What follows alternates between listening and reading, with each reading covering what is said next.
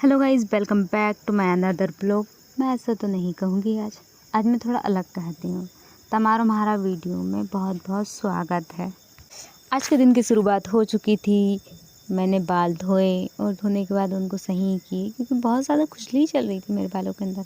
आपको भी खुजली चलती है तो मुझे कमेंट करके ज़रूर बताइएगा। मैंने खाना वगैरह खाया और खाना खाने के बाद बर्तन साफ़ करने के लिए मैं आ चुकी थी क्योंकि मम्मी पहले से मांज रही थी बर्तन को और मैं धुलने के लिए आ चुकी थी ताकि जल्दी जल्दी साफ़ हो सके।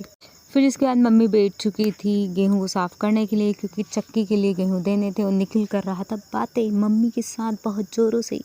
और आज हमारा सडनली ही प्लान बना खेत पर जाने के लिए। आज मैं कराऊंगी आपको मेरे खेत की टूर, कैसा है वहाँ का रास्ता और क्या क्या हम करते हैं खेत पर।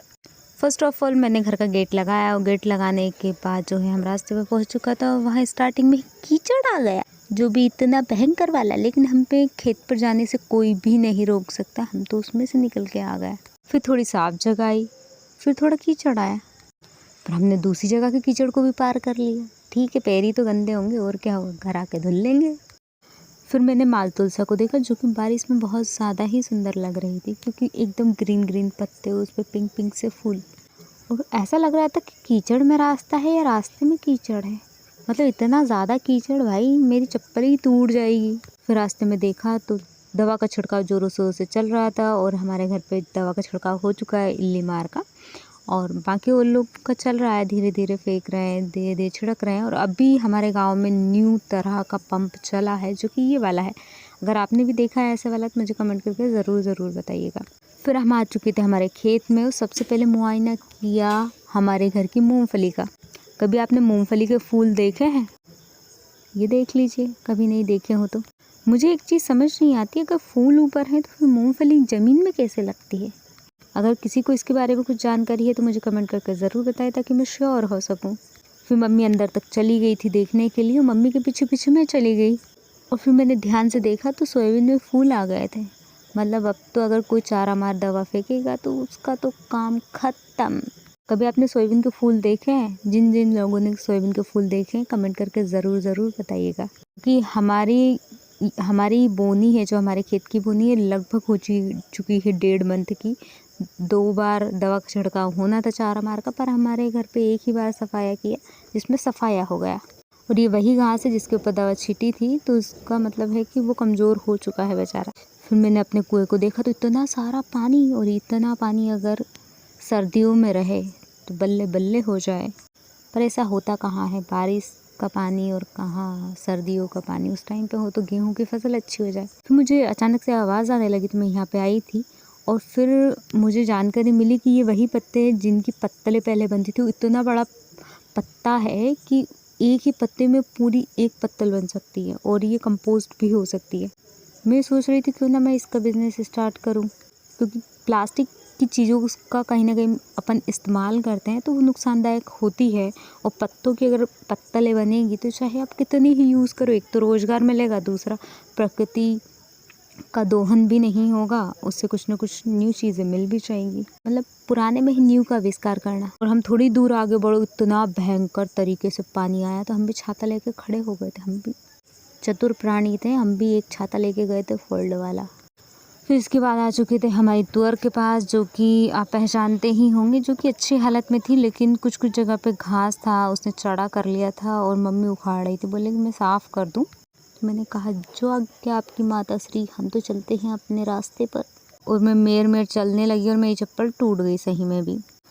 फिर मैं आ गई थी अपने संतरे के और अनार के पौधों के पास, जो कि लगभग 10 से 12 साल के हो चुके हैं, क्योंकि मैंने 10th पास की थी 2017 में। उसी टाइम पे मैंने इनको बीज के थ्रू उगाया था। लेकिन इतने सालों के बाद भी इसके अंदर फल नहीं लग रहे हैं, पर उतने बड़े नहीं लग रहे हैं। इसका कोई सॉल्यूशन है तो मुझे कमेंट करके ज़रूर बताएं, क्योंकि मैंने बहुत सारे वीडियो देखे पर फिर भी मुझे कुछ समझ नहीं आ रहा है। और यहाँ तो इतना ज़्यादा घास था कि मैं क्या ही बताऊँ, मुझे जाने में भी डर लग रहा था। तो उससे अच्छा कि मैं सोयाबीन में से चली जाऊँ खेत में से, क्योंकि एटलीस्ट खेत में कुछ दिख तो रहा है, उसमें तो कुछ दिख ही नहीं रहा है। अगर कुछ जीव जंतु को मुझसे समस्या हो और उसने मेरी चुम्मी ले ली तो फिर तो मेरे लिए तो बड़ा कष्ट हो जाएगा। पर इन बातों को मैं मद्देनज़र रखते हुए फिर मैं अपने दूसरे खेत के सोयाबीन का मुआयना करने लगी, जिसमें फूल आ चुके हैं। और हमारे घर पे इतनी वैरायटी बोई है निकलने कि बस अब इनको अलग अलग ही करना है, अलग अलग ही रखना है, नहीं तो भेल बन गया तो बहुत ज़्यादा नुकसान हो जाएगा।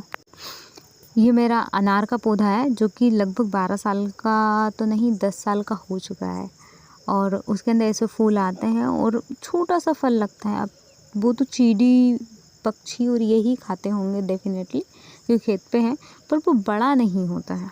इसका कुछ सॉल्यूशन निकल सकता है तो मुझे ज़रूर बताइएगा। और मेरे यहाँ पे इतना सारा पेड़ों का पौधों का बगीचा है, इतना बड़ा एरिया है कि हमारे घर पे किसी चीज़ की ज़रूरत ही नहीं है। ये है हमारे घर का कंची का पौधा, मतलब पेड़। पौधे और पेड़ में फ़र्क होता है। फिर मैंने देखी साफ़ सुथरा जगह कि भाई यहाँ तो बैठने की जगह ही नहीं थी। फिर मैंने थोड़ी साफ़ सुथरा जगह देखी और फिर मैं साइड में आके बैठ गई थी। फिर अचानक से ध्यान आया कि मेरे बड़े पापा का खेत का सोयाबीन तो ऐसा हो चुका है, मतलब हालत ख़राब थी। फिर ये हमारा था दूसरा कुआं, जिसमें भी बहुत ज़्यादा पानी था, और यही पानी अगर जिस टाइम पे गेहूँ या चने की फसल होती है उस टाइम पे रहे तो बल्ले बल्ले हो जाए। और इन सोयाबीन की इतनी ज़्यादा हालत ख़राब थी, ऐसा नहीं पता चल रहा था कि सोयाबीन में घास है कि घास में सोयाबीन है। और ये है हमारे सोयाबीन।